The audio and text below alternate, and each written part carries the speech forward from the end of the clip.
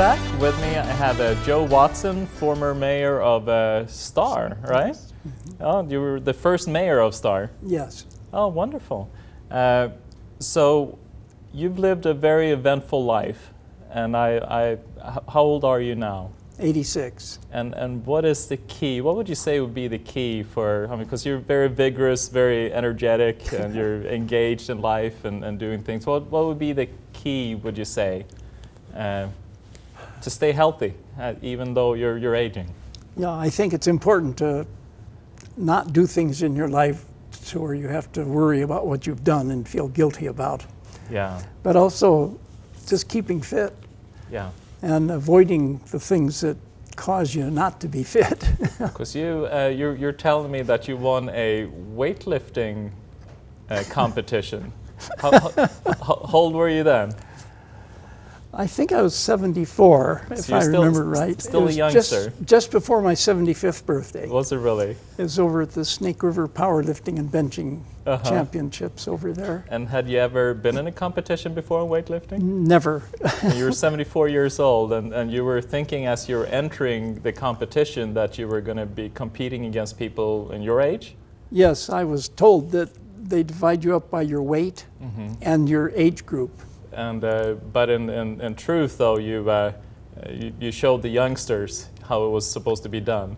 Well, my weight was fine, but I got there and they said, "Oh, at your age, you're going to be in the masters group."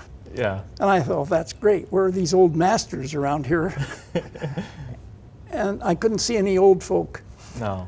And they said, "Oh, well, that's everybody over 40." So you were competing against people that were 40 and above. Yeah. And I had two sons over 40. Yeah. And still you won. Yes, I did. Yeah. See, so that proves the point that you don't have to get old just because you're aging. Yeah. Right? The guys that came with me all burst out laughing. But my wonderful wife, Barbara, was there watching me. Was she? Oh, so, okay. yeah. See? That was inspiring. Yeah, I can imagine. And also, I remember you telling me that you're playing basketball against these youngsters, and there was this one point guard, or there's someone that was coming up to shoot the basket. And how old were you then when you were playing basketball? I think that was when I was 65 or, well, no, that was when I was 75. Yeah, 75. Yeah, that's right. Yeah. Yeah. I wasn't playing on a team then, but I did play on a team because they were short a person. Okay. So they had you suit up, and you were guarding the basket, and what happened? I mean, there was... Well, he was about your height. Yeah. And he came up to me, and I've seen him shoot over people, and when he shoots over somebody high, he skies. Yeah. And he didn't bother doing that with me. No. He just kind of looked at me and stretched up and shot. And I jumped up and hit that ball with my one hand, and knocked it clear to the other end of the court. And the guy that was supposed to be guarding him went and dunked it in. Really? Yeah. And he looked down at me with his hands on his hips and started laughing. And he said, "I had no idea you could jump that high, Joe." And I said, "I didn't either." You're 75 at that time. Yeah. And also you're mentioning that this gentleman, I mean, that this experience, the guy that you just stuffed, so to say, that it really had a powerful impact on him. And That's yes. His wife told me that he'd been raised always worrying about getting old. Yes. And he was really worried about it. Yeah. I mean, it was a thing with him. Yes. And he came home from that game and said, "I don't have to worry about getting old anymore." Well, really? And yeah, I just got stuffed by a 75-year-old guy. It wasn't really a stuff. I want you to know that. Well, he still gets stopped, and he's still yeah. And I know you've gone through had tremendous amount of experiences, and I mean, it's not like you've had an easy life. You were in World War II in the Marine. Yes. Oh, okay, and what? Can you tell a little bit about that experience? I mean, how? Well, I was a 17-year-old Marine at the time of the invasion of Okinawa. Yeah. And so the guys I was the only youngster in the group, in the squad. Yes. And they all called me kid.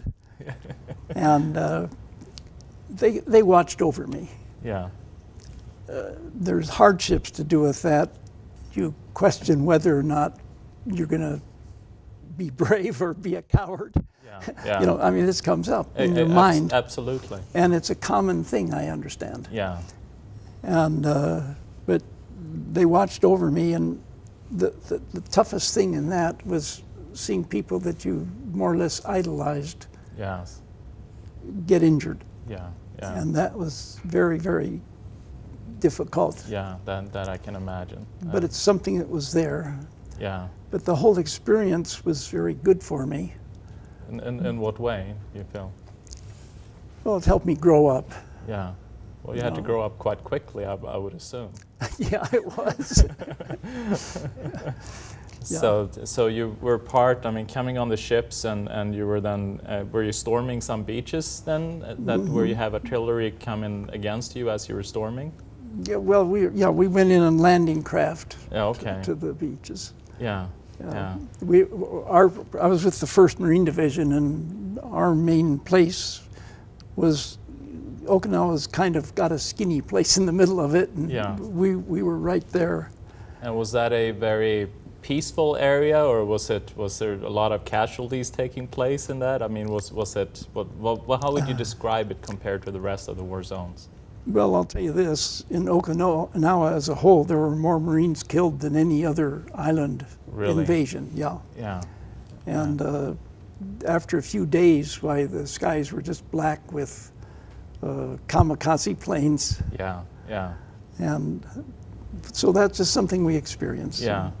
And you're telling me about a decision that you had made prior in life, prior to storming the beach, and it took place during a football incident, if I remember right. Yes, when I was a freshman in football in high school, my coach was named Wally Secord, and he'd been an All-American running back. Yeah.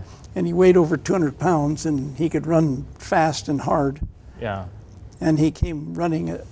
He got upset with us, or acted like he was. Yeah.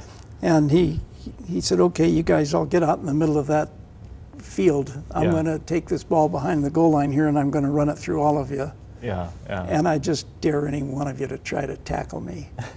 And I was 2/3 of the way back, and so I knew I was safe. Yeah, yeah. Because somebody'd get him. And he started running, and I saw it. His knees were coming up like the pistons on the old steam engines. Yeah, yeah. And it was scary. Yeah, yeah. And it's a big guy coming. Yeah, and all these guys nobody was hitting them head on. Yeah. They were all getting to the side to try to get them where they wouldn't get killed. Yeah. And he was swatting them away and zigzagging through them. Yeah. And all of a sudden I realized he was coming into my territory. Yeah, yeah. And I made a decision, and I can remember it to this day. You know, Joe, this may be your last day on earth, but that man is not getting a free ride by you. No, no. And I hit him right in the lap. Yeah. And the next thing I knew, somebody was slapping me on the pads. And he said, "Watson, hey, you can let go now." Yeah, yeah.